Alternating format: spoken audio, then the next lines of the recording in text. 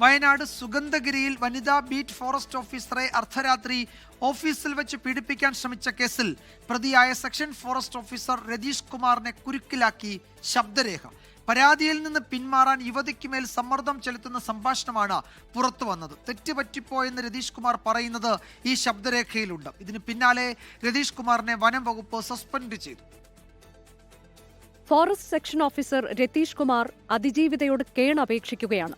തനിക്ക് നേരിട്ട പീഡന ശ്രമത്തിന് ആര് മറുപടി പറയുമെന്ന് വനംവകുപ്പ് ജീവനക്കാരി ചോദിക്കുന്നു. അതിജീവിതയ്ക്ക് പണം വാഗ്ദാനം ചെയ്തും സമ്മർദ്ദ നീക്കമുണ്ടെന്നാണ് പരാതി. ഇത്ര ശക്തമായ തെളിവുണ്ടായിട്ടും പടിഞ്ഞാറത്തറ പോലീസ് അറസ്റ്റിലേക്ക് കടന്നിട്ടില്ലെന്നാണ് ആരോപണം. ഈ മാസം 1-നാണ് ഓഫീസിൽ വെച്ച് പീഡന ശ്രമമുണ്ടായത്. രാത്രി ഡ്യൂട്ടിയിലായിരുന്ന സഹപ്രവർത്തകയെ ഇയാൾ ആക്രമിക്കാൻ ശ്രമിക്കുകയായിരുന്നു. 24 വയനാട്.